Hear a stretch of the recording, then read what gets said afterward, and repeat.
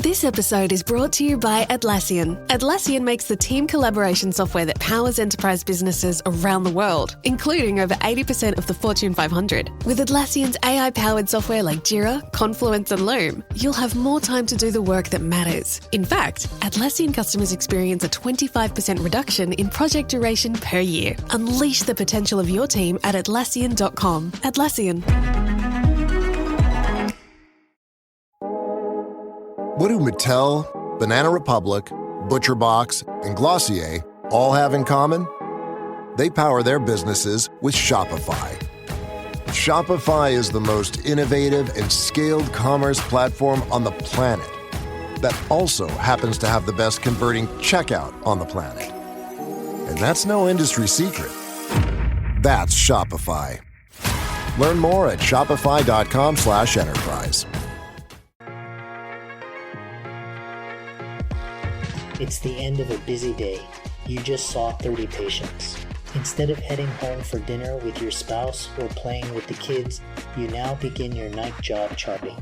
Charting is critical and necessary, but it steals your focus from your patients, eats away at your time with your family, and keeps you up at night. The burden of always having another chart to complete drains every clinician. Freed is an AI medical scribe that makes charting go away. Freed listens, prepares your notes, and writes patient instructions for you. Charting is done before your patient walks out of the room. Wait, because it gets better. Freed learns your style over time, just like a human scribe would, except that it will never quit on you. Freed is loved by 10,000 plus clinicians from every specialty. It is HIPAA compliant, takes 30 seconds to learn, and costs only $99 a month. You can try Freed for free right now by going to freed.ai. My listeners can use the coupon code PGD for $50 off the first month.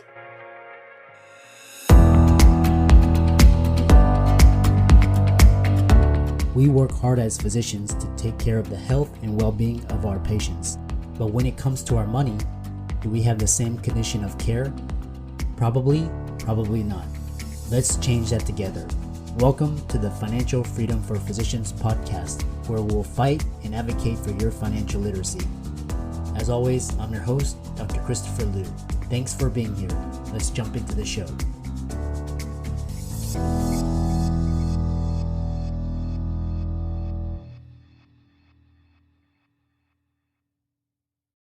Hey guys, welcome to today's podcast, and I've got a special guest for you today, Idan, coming out of California, and he is an entrepreneur. He's the founder and CEO of 911 Restoration, which is a disaster restoration franchise. It's one of the top franchises in the US, ranked by Entrepreneur, and one of the fastest growing franchises. And one of Idan's goals is to, share his message and to the younger audience who are listening to podcasts and consuming content through podcasts. So he's really, really happy to give him the platform and welcome him to the show. So Idan, welcome. Awesome. Thank you very much for having me. Yeah, what's interesting is you have, you've shifted your marketing focus, and talk about your story, how you got started and what you do. And I'm excited to dive into 911 Restoration. Yeah, so kind of like a 60 seconds. As you hear my accent, I'm originally from Israel, right? Grew up in a small farm, served in the Israeli army, finished my service, worked as a bellboy and a gardener, saved $1,000. I saved $1,000. And, I came to America, heard that, every house comes with a pool, money grows on the trees, the American dream. Right, landed here, not really speaking the language, not really knowing anybody, kind of found my way through just finding the first opportunity. And my first opportunity was somebody was nice enough and gave me an opportunity to start cleaning carpet for his company. So I cleaned carpet for about a year, got a Volvo 1978 for about $500-$600. He gave me the carpet cleaning machine. We rented an apartment with 5-6 other guys and just cleaned carpet. That helped me a lot because I learned more about the culture. I started to get better in speaking English and on and on. Through the carpet cleaning, I found out about the restoration industry, water, mold, and fire damage restoration, understand how we can work with insurance company, the lead generation part, and on and on.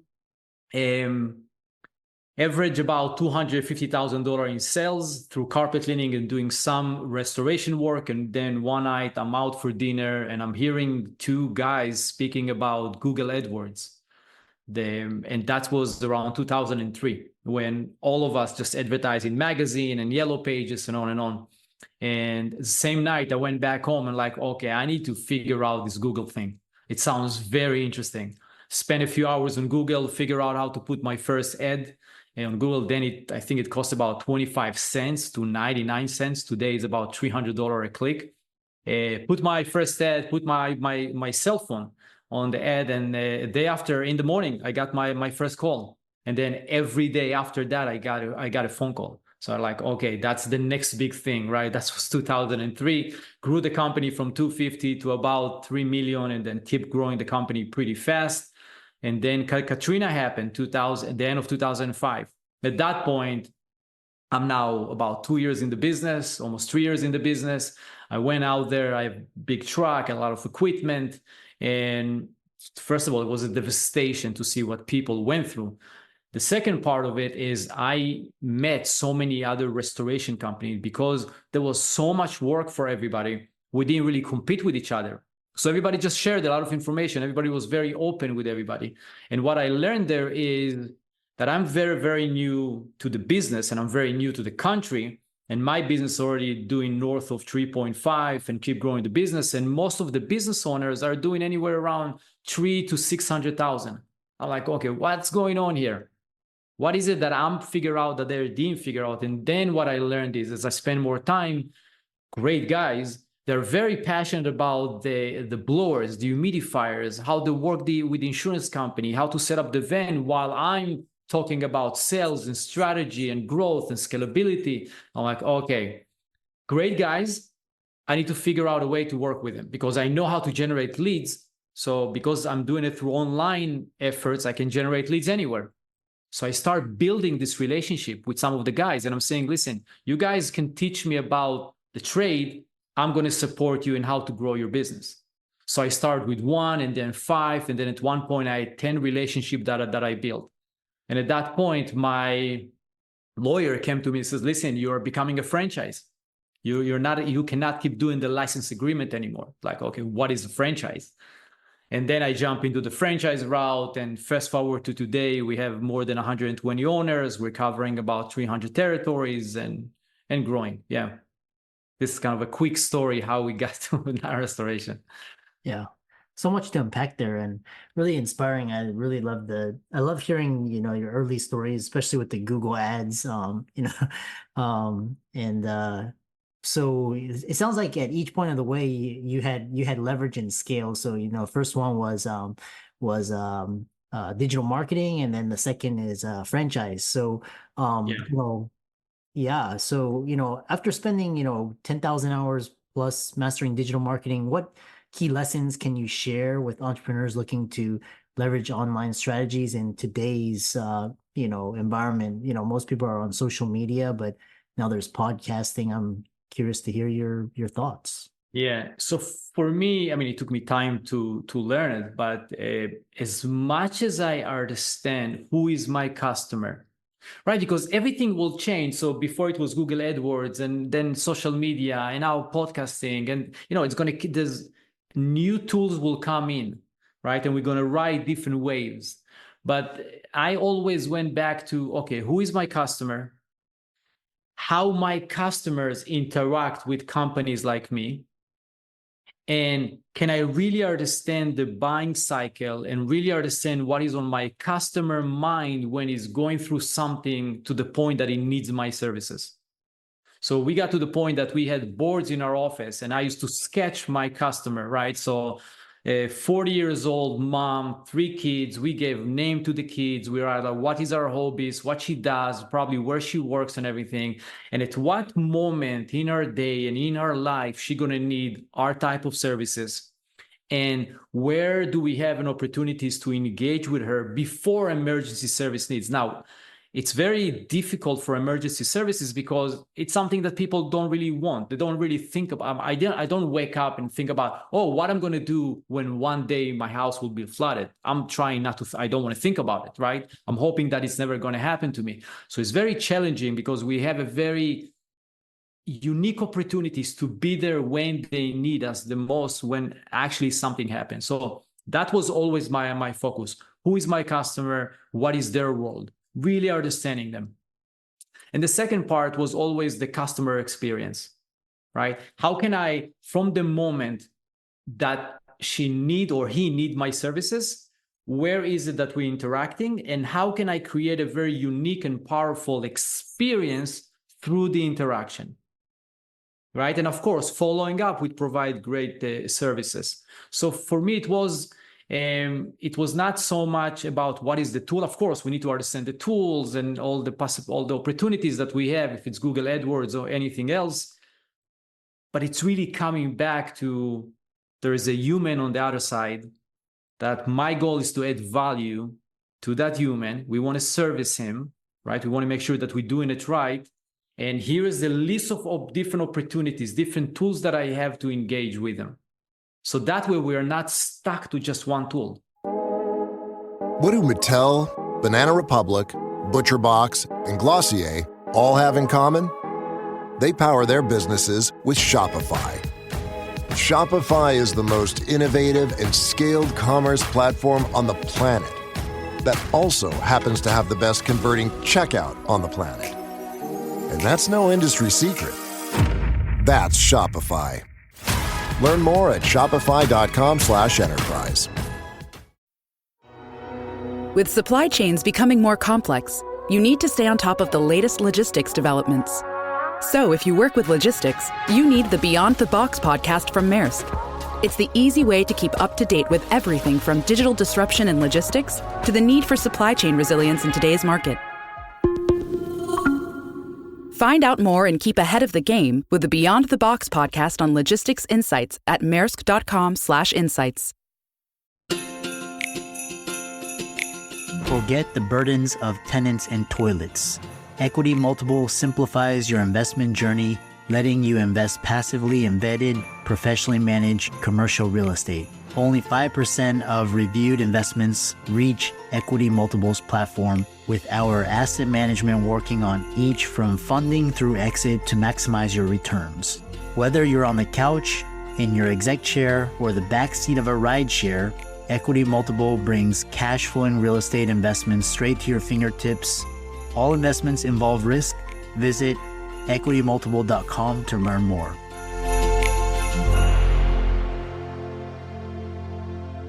Yeah, I really love that. I think I can't remember who described what you're describing, but I remember they were talking about, I think it was either Zappos or one of those Airbnb, those two, and they were talking about exactly what you're talking about, from point A to point B.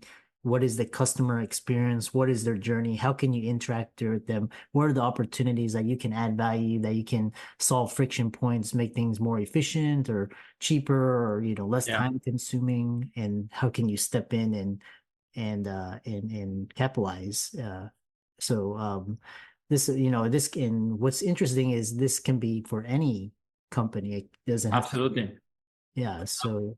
Yeah, it's where business owners starting to have a more of a long-term thinking about their business. Yeah. That's where I see the biggest difference.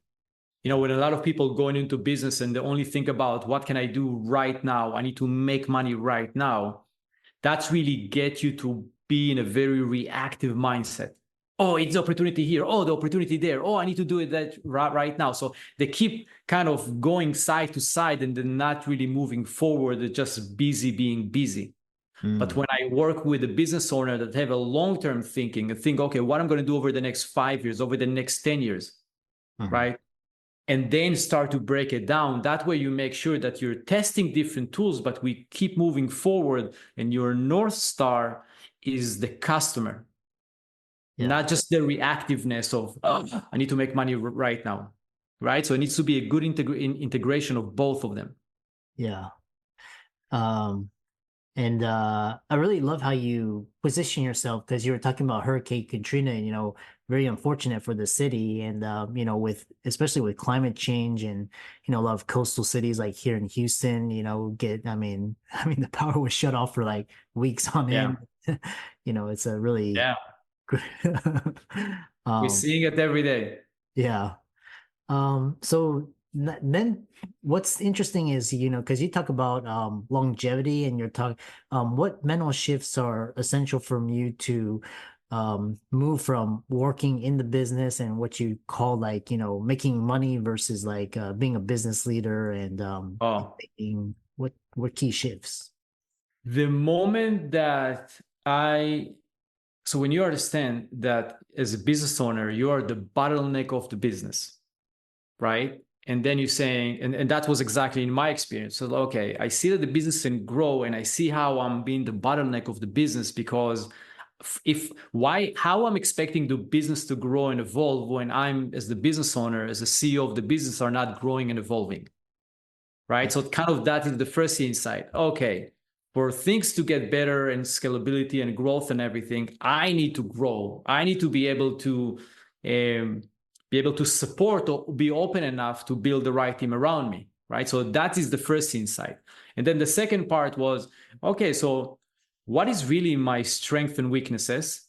And do I really spend my time in the business working on my strength, or I'm just wasting a lot of time trying to improve my weaknesses?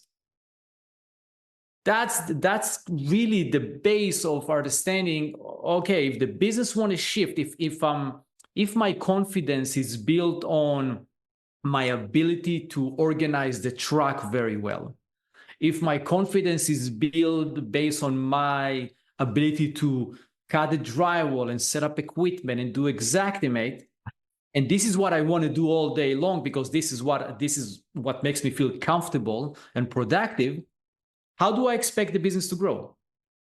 Or I'm going to bring somebody else that will grow the business, and I'm going to stay where I am, and I'm going to do Xactimate and do the right work and cut walls.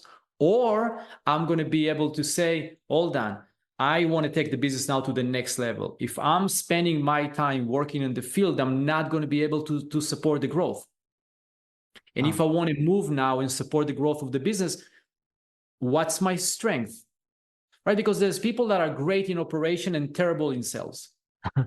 They just immediately will go and they will be amazing in operation. It's kind of like innate. It's easy for them to get better in operation, right? So taking somebody that is great in operation, moving him to sales, now you're wasting a lot of time and energy, because I need to take somebody that is really good in operation, thinks in a different way, and now I need to move him into the other side of the business.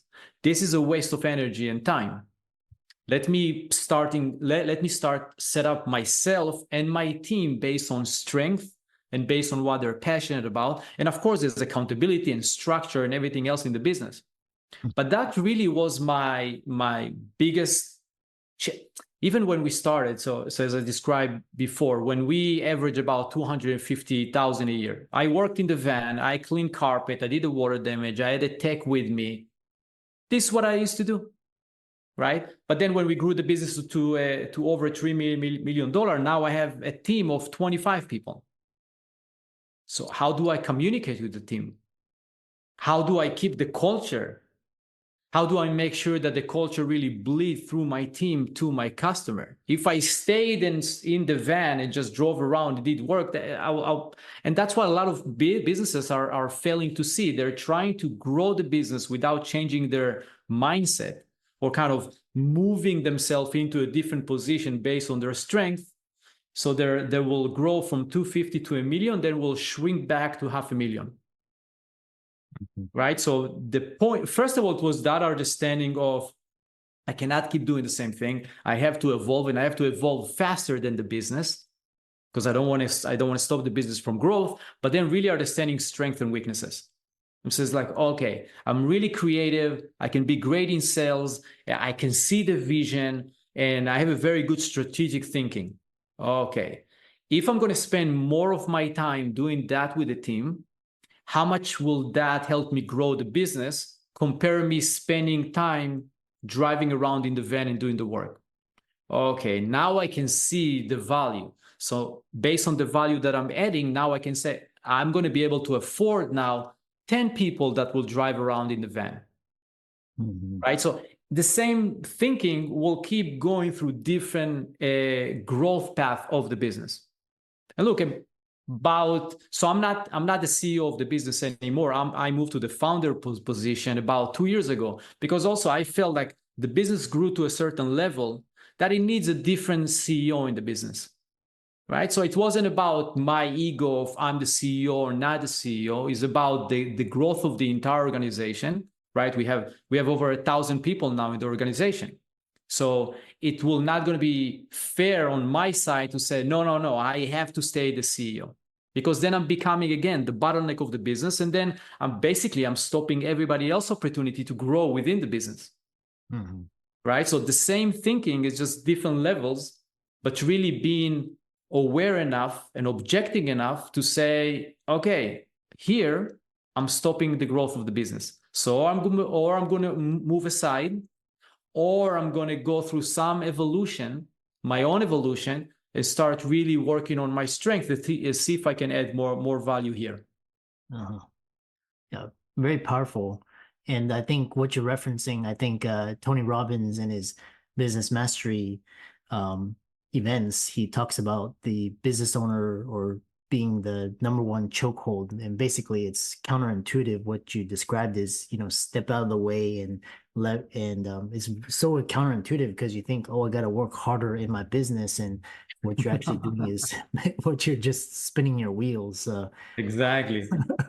This idea of just working harder and harder is just not, you're exactly, as you said it, you're just banging your head against the wall again and again. It's not about working harder. It's really not. And I heard it before many times before I really understand it. And I went through my own experience and I'm like, what are they talking about? Of course I need to work harder. We need to push harder. But yeah, when you're just pushing harder and you feel these anxieties and fear and all that, you're just out of alignment. Yeah. You're just really trying to do something that will get you exhausted, will kill the momentum of the business. It's going to be very hard for you to keep good talent around you, because you're just killing the business. Yeah. Yeah, it reminds me of one of my good friends from college. He was like, because everybody was talking about real estate, and he was like, yeah, because that's where they thought the money was, like real estate. And he kept just banging his head on the wall. He kept getting his places flooded and all this disaster. And he was actually better at like software engineer. So he he's like, he let all that go. He just let it go. And, that's counterintuitive. And he started building his software engineering business company, and it like grew and scaled just so quickly, because what you were talking about. Here you go. So interesting. If people wanted to find out more about you, I really love these key mindset shifts and the way you how can people find you and follow you and learn more about franchising? Because I know you're trying to reach a younger audience. Yeah. So best place to learn about the franchise opportunity is 901restorationfranchise.com. And we also post a lot of things to the blog, and we talk about small business and opportunities in the home. I think I see it every day. There is a real opportunity for younger generation in the home service space. There's a lot of older people that are getting out of the market. And I know for a lot of the younger generation, it's not as cool, right? People want to be in Instagram and they want to be influencers, and there's all technology and everything, but it's real business. You're meeting face-to-face your clients. I know people that in general, in the home service, that within a year or two, they're generating income for themselves, anywhere between $250 to $350K a year. That's good income. It's real income, real business. You're helping real people. So there's something beautiful about it. And coming in with the new mindset of adopting new technologies and tools and stuff like that, it's something that comes so easily for them, compared to the 65 years old that now we need to figure out how to use LinkedIn and Instagram and other technologies. So we see a big difference. Yeah, and I do post also a lot of things on LinkedIn. So just go, my name is unique enough, right? So Idan Shpizear. So if you just post my name, I'm on LinkedIn, the franchise site. yeah, I'm keep sharing more things. I really think there is a beautiful opportunity for young generation to come into the home service space. Yeah. Really fantastic conversation. I really enjoyed this, and I encourage the audience to check out Idan's socials, give him a like and follow, and check out his 9/11 restoration. And thanks so much for coming on. Absolutely. Thank you. As we wrap up, Freed AI is here to free you from medical documentation. HIPAA compliant, it takes 30 seconds to learn, and is incredibly affordable. Join the movement to eliminate clinician burnout.